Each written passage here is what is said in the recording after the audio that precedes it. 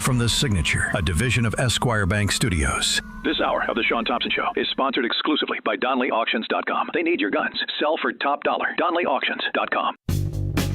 From the streets of Melrose Park to the trading floor of the Merc, he's fought for every dollar he's ever earned. And now, with personal liberty and our system of capitalism under assault in America, he's here to seize back our rights from the government. With a cigar in one hand and a copy of the Declaration of Independence in the other, he's Shaun Thompson.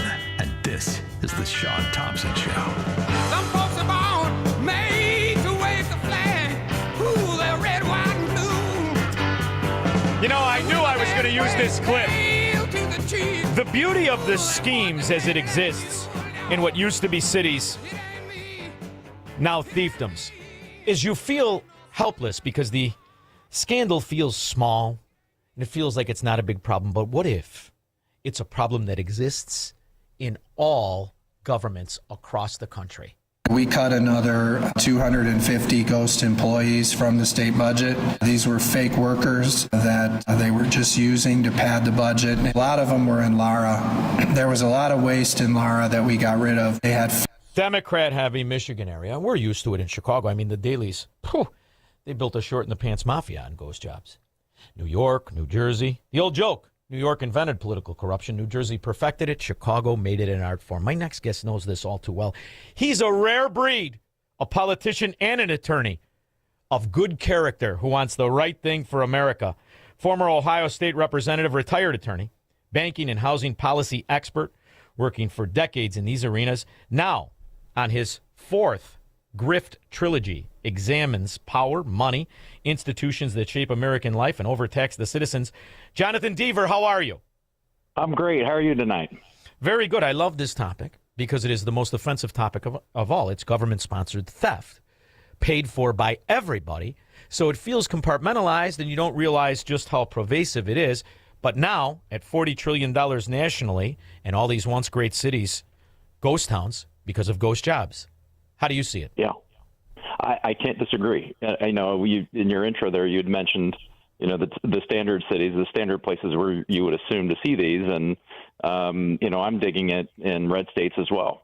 Texas, sure. North Carolina, even in my own home state. It's a rampant problem. The article that I just put out on Substack was dealing with the North Carolina situation, which, they've got $1 billion in these ghost jobs. And so for your audience, kind of what this is they'll have all these jobs out there. And in that case, it was 8,000 jobs that they had posted. Some of these, 190 of them, had been out there for a decade.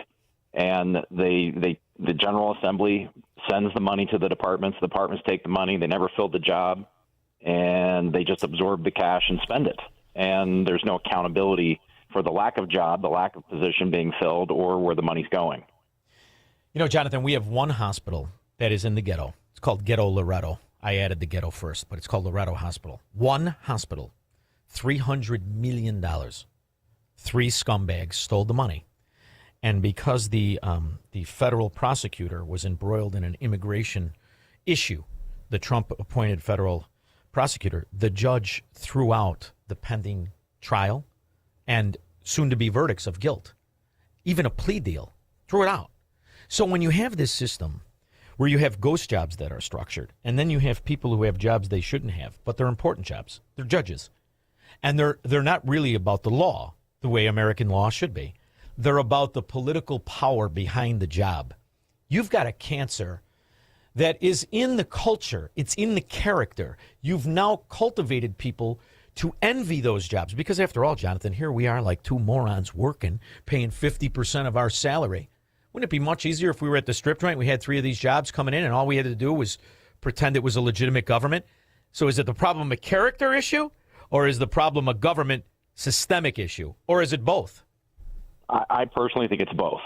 We have a culture today where, it's that microwavable McDonald's Happy Meal culture. Want it now, want it quick. It's junk food. It's high sugar, low calories. I mean, I guess we could get, Bobby Kennedy to put a little extra special sauce on that conversation. But the reality of it is that's true, right? We have a culture where the work ethic is different. We're not teaching our kids these values.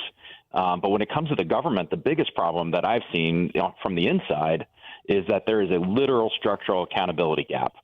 We're really good at pointing fingers. My dad always said, if you're pointing a finger at me, you got 4 pointed back at you, so watch out. So we're really, really good at saying, hey, look, there's this problem over here, but we never have an operational plan to fix it. And they don't execute on anything that they say they want to do. So what I found was they'll identify something, they'll study it, they'll think about it. That kicks the can down the road, and then no one ever deals with it. One of the things I'm mad about, I've got kids that are heading off to college now, and in our national debt, you said $40 trillion. We've got $3 to $4 trillion of that. That's just fraud, waste, and abuse that even the current administration has highlighted on their website, the fraud website. We're paying interest on that. And last week, the Secretary of the Treasury just refinanced that at a higher rate. So we're paying interest on top of fraud, and we're not getting anywhere with this. And these are things that we can identify. We know that there's mismanagement. We know that that there's a simple, easy fix for these things. With these jobs, it's easy. Either raise the pay to get someone qualified, because a lot of these jobs are they're not paying enough to get people interested in them. Get rid of the job if you're not filling it. Clearly, you don't need it, especially if they've been out there on an RFP for 10 years. Or just put the money in an account that's getting the 4 or 5% at the Treasury, like banks do. At least get us an ROI for the money while you're trying to find a job applicant. There's a simple, easy way to fix that part specifically, but no one's doing anything. Well, what's interesting is your own history, right? Your own resume. You specialize in banking, you specialize in finance, you specialize in the issues with housing. One of the most amazing issues that people do not realize is what happens during the property taxation system of fraud. How it is detached and has been legally detached since Barack Obama uncoupled the ad valorem system that was the covenant between my government and me. You could only tax me on the value of the asset, was how it used to be. But quietly, when Barack Obama goes to Washington, D.C., they uncouple that. And now you're not paying taxes on real estate, on the value of your property. You're paying on the liability of the government's costs and losses and abuses. So in a way, the system is set up to be compartmentalized, right? A city block in Chicago, where you got 180 homes on a city block. Each one of those houses, we're just going to increase you 6%. We just had a 6% increase. Well, that's going to be on top of a 3%. Then we're going to do on top of a 2%. And the kids in Chicago public school, and 90% of the people who still vote Democrat in Chicago, they have no idea what comp a regular worker. So how do you combat that system when you have these governments that have actually passed a law, regardless of any pension funding, regardless of any return on investment? It doesn't exist, Jonathan. There's no such thing as ROI. The people who are not in on the system can be taxed to oblivion to just add up to obligations they didn't cut in phony things called pensions that are just employment agreements.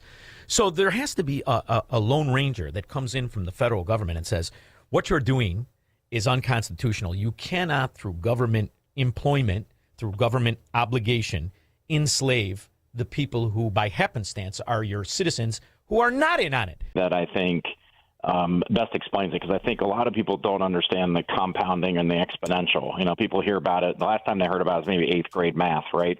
So people don't remember what an exponential is.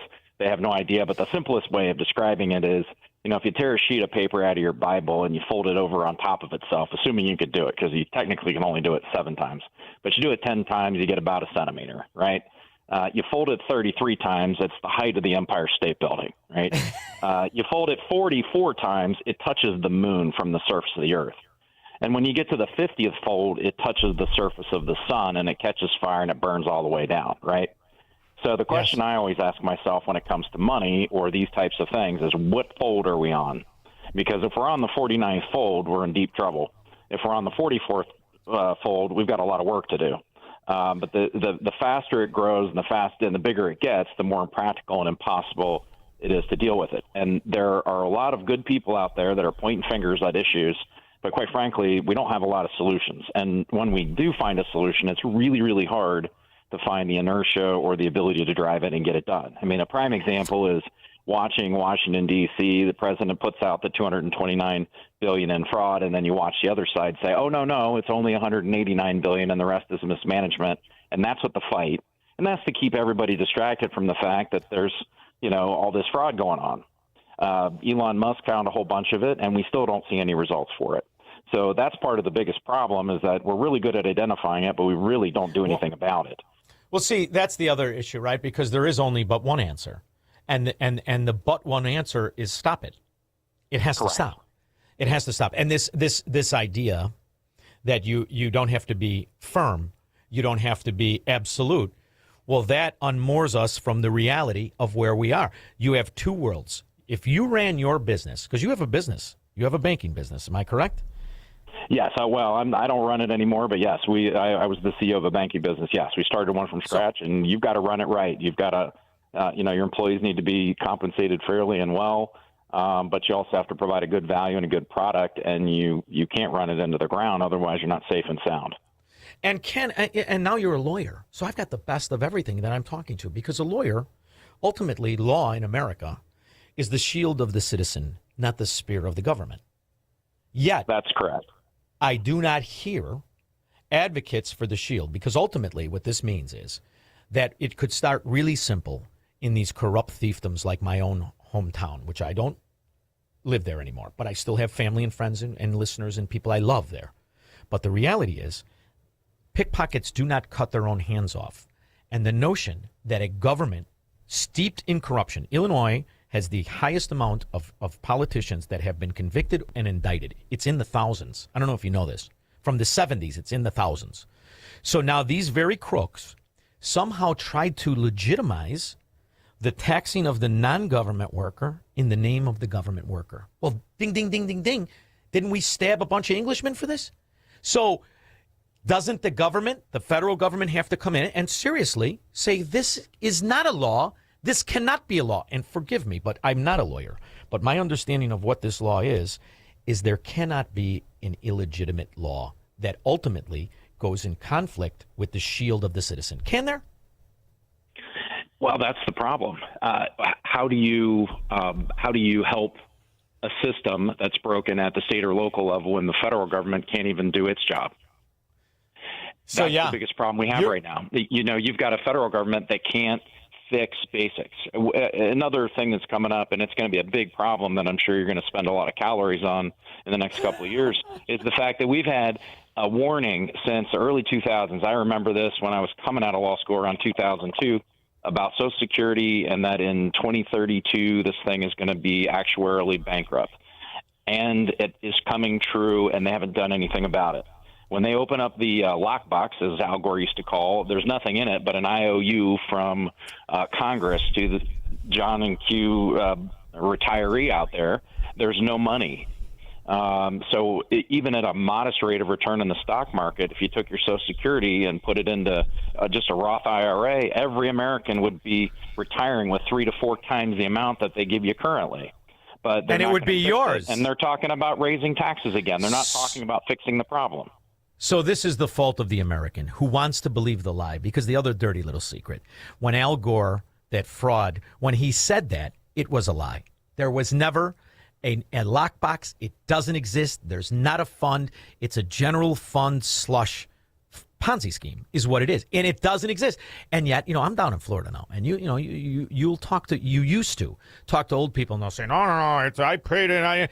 But ultimately, it takes a handsome son of a gun such as myself with a smart lawyer such as yourself to sue the government. And I think this needs to happen because I don't want it. How can you force me into it? How can you do this? How can you force people? I never wanted it. You don't owe me anything. Just give me my money back. I don't want your schemes. Isn't it the simplest way to break the bricks of tyranny that turn out to be your very prison? Isn't it that we properly have to challenge these abuses and these bald-faced lies?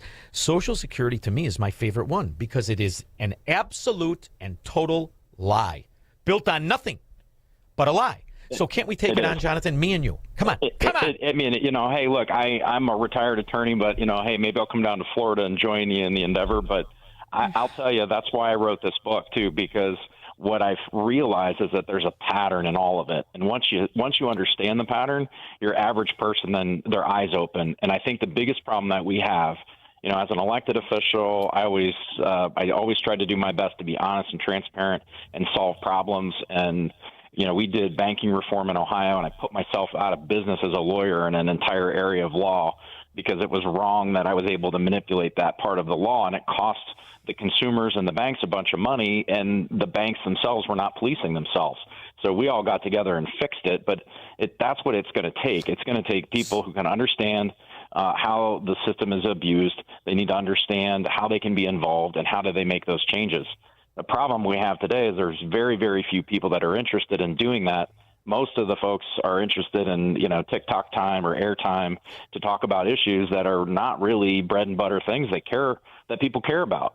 I mean, people care about their gas, their Gerber, and their groceries. I gotta put gas in my car. I gotta feed my kids, and I need to buy groceries and maintain my household. And meanwhile, the middle class is asked to pay a huge bill for both ends of the spectrum, and it's not going to be sustainable for much longer. Now, obviously, you pick these endeavors, right? And you have to deal with a certain amount of people, and you put up the fight. You went into this. You were a lawyer, and then you go into politics. What was your experience like when you enter this arena? And Ohio's an interesting area, right? It's not nearly as corrupt as Illinois, but it's got its problems. Every area does. And when you see these politicians now that waffle on fact and reality, and sometimes they'll take the easy pathway to sell the lie, what is it like when you deal with the general party people, when you were said, I've had enough, I'm getting involved, and you set up that meeting and you go talk to somebody?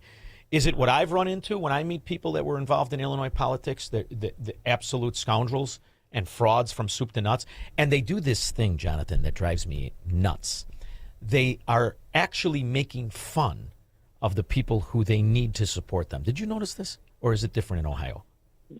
So it's a little bit different here, but there is some truth in that. What I found mainly is that there's this they operate out of what I call a fear mode, right? So they're around to trying to solve their problem. Can't we solve something? Can't we do something innovative? Can't we try something? You're down in Florida, and your governor, that's his approach. He's like, we're going to do something. We're going to apply something. He figures out a problem. He comes up with a solution, and he goes after it. And then he makes adjustments along the way. Not everything's perfect as you're trying to fix it, but politicians are generally scared. Everybody gets elected and then they think they're going to be president. So then they're afraid to do anything. And they forgot the very reason that motivated them to run for office, which normally is an issue or two.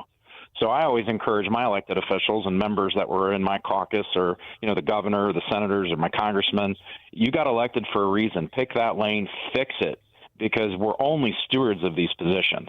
They don't belong to us. They belong to the people, and they have the right, and they should fire us if we don't do our job. And the other issue that I always used to laugh at, right? You fall in love with what the country is. When you learn what the country is, when you learn the struggles, and when you learn the principle, you fall in love with it, right? Absolutely. And the idea, and all the examples. In the last 10 years, we have more people of meager means become millionaires than we did in the last century and a half, just the last 10 years. So we have this incredible system that gets completely corrupted and bastardized by the people who do not partake in it, the people who live off of it and suck off of it, the taxers who constantly are bashing the system. But we have this incredible system. But the flaw in it is that my understanding of what I fell in love with, there are no restraints on Americans, on American ingenuity, on American business. The only restraint is on government. Yet, I look at all the stories. I have to. It's my job. I mean, I don't sleep much, brother. You got to see it. It's great because I'm addicted to it. And I don't care if you're talking your municipality, your county, your state, whatever you hear a politician. Where are the restraints on them? Where have they ever been told no? No, you can't. You can't do it, you stupid lying bastard. Where does that... Why are people afraid to do that, other than during my 3-hour show here? Well, that's all part of that problem too. It's that I want to be here, I want to get reelected problem. When I got there, see, I was lucky. I came out of a district that was 5 points the other direction. So when I got elected, I won on a mandate with 15 points above, 15 points plus. So it's 20 points above what I should have, not once but twice. And And that gave me the ability to work with all kinds of people. I really don't care. If you've got an issue, I'm going to do it the small c conservative way. That's generally how I do things. But I'm going to expose it, and I'm going to fix it. And that's that was my approach, because that's what I did as a lawyer, and that's what I did in business.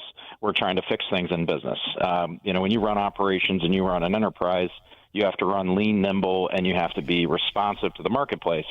In my view, elected officials should be doing the same thing. And you're absolutely right. The government works for us, not the other way around, and I think the American people forget that. At the local level, that government serves you. You don't serve, you're not there to serve those folks. They get elected to take care of a local need, and we all need to be holding them accountable, local government, state government, and federal. It's our responsibility to do that. And when we're asleep at the wheel, what do you expect? The car's going to crash.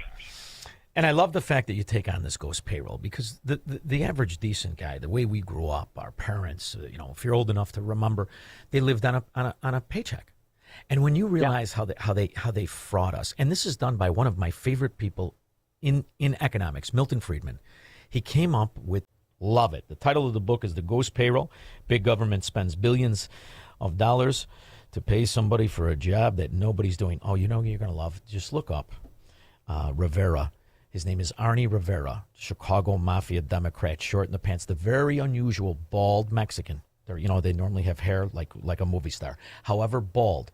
Ghost job at Navy Pier, which is a place that nobody goes to 8 months out of the year. He's the chief DEI asshat, $319,000 a year. He doesn't even know where his office is. So you would have a great time if you ever want to take on Chicago, but you're going to need somebody to look after you. So you let me know, and we'll walk you through all the vestibules of thievery here, okay?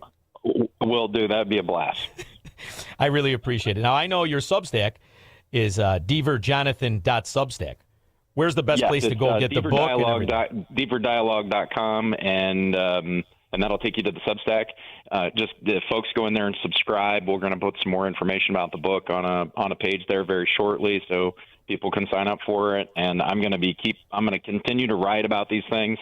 The pieces that don't make the book are going into the Substack. So as you can imagine, I have a lot of material. Yeah, you're going to sleep less than me. Thanks for making time. I know how busy you are. I appreciate you. Yes, sir. Thank you for your time. Thank you. We'll be back with your calls and comments. Broadcasting from the petri dish of corruption known as the state of Illinois. In the upper Midwest, the nation, and around the world. This is the Shaun Thompson Show on AM 560. The Answer. Are you carrying more than $10,000